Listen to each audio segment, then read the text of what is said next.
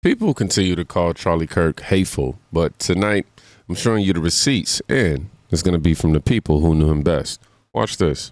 Jasmine Crockett says, yeah, she calls people Hitler, but it doesn't mean she's responsible for any violence that happens. Well, I'd ask Jasmine Crockett, what is it that you want people to do when you call them Nazis? What is it that you want them to do when you call them fascists? What is the proper response when you say that Donald Trump and J.D. Vance and Charlie Kirk are threatening your safety? What do you expect people to do? This rhetoric is completely out of control, and it's part of this entire network of violence that exists on the far left. You dehumanize your political opponents. You fund paid activists to go and harass them and terrorize them. We've had a White House senior staffer just in the past week who has had actual representatives of the Democratic Party going around passing leaflets trying to get his neighbors to harass him and showing people where he lives, where his wife lives, where his young family lives. If that's not political violence, if that's not political harassment, I don't know what the term means. Jasmine Crockett. Label, dehumanize, escalate. That's the sequence you just heard laid out. If you spend 2 years calling people Nazis and, fascists, you are playing with matches around gasoline. So here's the first receipt of what Charlie actually did. And it's the opposite of what they said. Let's start with the hateful lie. I watched them call this man hateful because he said they were two genders.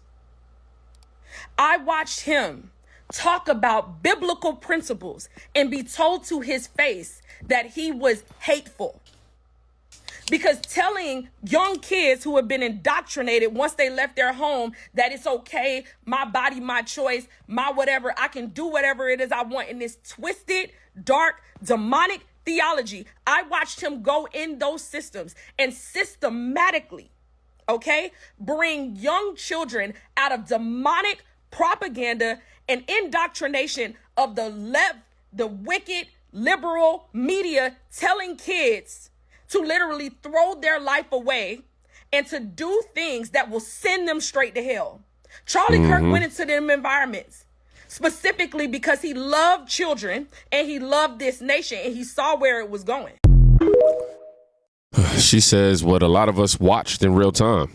They called him hateful for saying there are two genders. We're hateful for speaking facts, y'all, and for bringing biblical principles into hostile rooms. I mean, disagree all you want, but the clip shows a guy arguing ideas, not attacking people. And when real hate tried to hitch a ride to, his movement, watch what he did. I want to ask a question of you. What does it mean to be an American? Is it an idea or a history, a shared history, or is it a skin color? Well, I mean, you could go back to the original founding fathers, the Immigration Act of, I believe it was. What does it mean to be an American? Is it a skin color or something else? So there's the current idea of what it means according to, the Hart-Celler Immigration Act and, all this bullshit that you guys spew. But if you go back to the original founding fathers, they intended this to be a European nation for white men of good stock and character. So, can you show me? Let me answer the question. Can you show me where in the United States Constitution it says that? It wasn't in the Constitution. It wasn't in the Constitution because they didn't believe it. The founding. You, sir, they did not put it in the United States Constitution. Let me answer another question. Let me ask you another question since you support. Allow him to have the mic. Let me ask you another question, Founding sir. fathers wrote many what other does the documents phrase, other than the United sir, States Constitution, and they made it explicitly clear that what does the phrase e pluribus unum mean? What does the phrase e pluribus unum mean? Why is that relevant? Because it was on every founding document and presidential seal from our founding, which means out of many, one. You, sir, and your ideology is not conservative. It is right-wing, identitarian. It has no place in the conservative movement, my friend. Get out of line. Get out of line.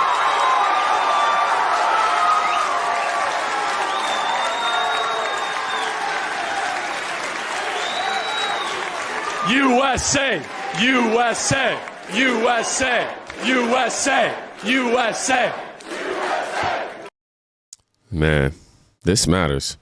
It's a clean rejection of, what was the word he used? Identitarian? That's a new word for me. But yeah, identitarian race nonsense. Out of many, one. That's what he argued. If the narrative is he platformed extremists, this clip is the reversal. He tossed them out on principle.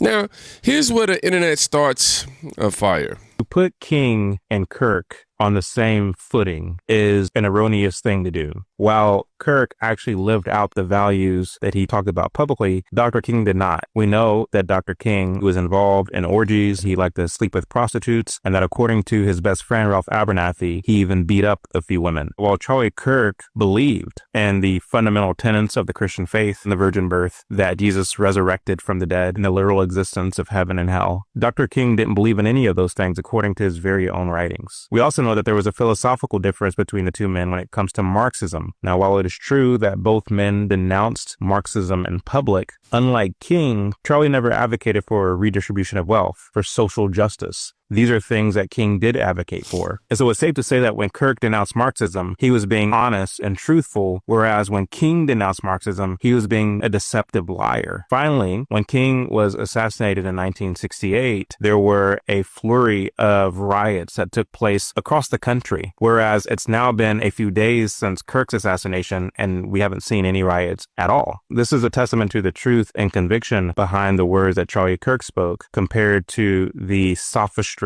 behind the words that Martin Luther King spoke. I would add that although Charlie Kirk and Dr. King were both heavily involved in the political realm, their approach to politics was also strikingly different. Charlie Kirk advocated for people to get right with Christ, for men to step up and be men, for women to be virtuous women of honor. He believed that the government has run amok and we must begin to roll back a lot of that overgrowth in order that we might get back to the true edicts of the Constitution. Whereas King believed that we should expand the role of government, that the government should have a foothold when it comes to things like housing, jobs, and wealth redistribution. The so-called ministers who have taken up the baton after King's passing are apostates, race hustlers, and opportunists. They thrive on race division and conflict. They anger their own people and keep them bitter and poor while they enrich themselves. Meanwhile, I see videos of young men in the aftermath of Charlie Kirk's death saying, I've never been to church before, but I feel inclined now to go to church because that's the kind of thing that Charlie Kirk talked about. I feel inclined to be a better husband, to be a better man, to be a better friend, because that's the kind of person that Charlie Kirk was. This is a testament to fruit. Charlie Kirk was a producer of good fruit, while Dr. King was a producer of bad fruit. None of this is to make light of Dr. King's death. Anytime somebody takes a bullet to the head or neck, it's a tragedy. And my hope for King was that he repented. But we know that the night before he was assassinated, he slept with two women and beat up another woman. And so it's hard to say, while Charlie Kirk took a bullet to the neck while educating college students on what is real versus what is false.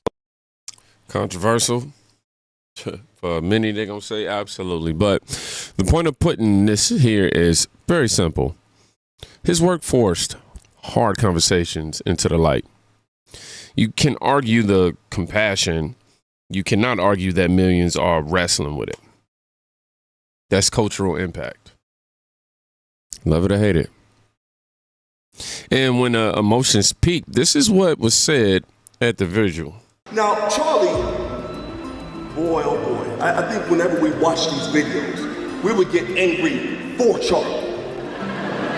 Boy, the way they would malign his name, slander his name, they're doing that right now. See, they couldn't defeat him in a free marketplace of ideas, in a battlefield of ideas. They couldn't beat him there, so they had to murder him, and then when he's dead, now they want to go ahead and slander and malign this man.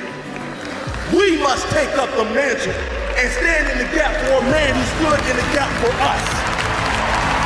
This is what we must do. I know that's right. That's our job. That's our task. That's right. We are Charlie Kirk.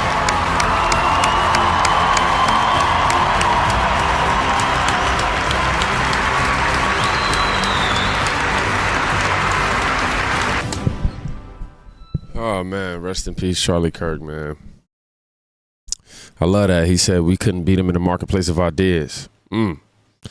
Whether you agree or not, that line captures why so many are rallying. It's not because he was perfect. It's because he showed up, he argued, and he took the hits. And then he took the ultimate hit. And when someone who knows assassination grief better than most could ever speak, check this out. As a woman who survived the assassinations of my uncle, Reverend Dr. Martin Luther King Jr., my father, Reverend A.D. King, and my grandmother, Mrs. Alberta Williams King, I know all too well the impact of this kind of cowardly act. Charlie Kirk was assassinated. And now, while his family and this nation grieve, some are calling him a racist, a white supremacist, even a fake Christian. Such accusations are conversations unbecoming to a Christian. In the final analysis, Charlie stood for life, for faith, and for biblical truth.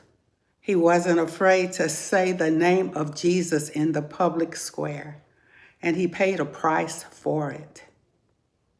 Now is not the time to attack Charlie. It's the time to lift up the banner of Christ. As a member of the one blood human race, Charlie Kirk did. His legacy of public discourse, of bringing difficult conversations to the table, mattered. He caused us to think and to pray. Charlie has gone to meet his maker. May he rest in peace. May we honor him today by praying for his family and by answering this question: where will you spend eternity? Alveda King lost her uncle, her father, and her grandmother to assassinations. She calls for prayer, not pile-ons. She said Charlie stood for life. He stood for faith and truth. You don't have to be Christian to understand the gravity here. Someone from a family that paid the prices asking all of us to slow down and look up.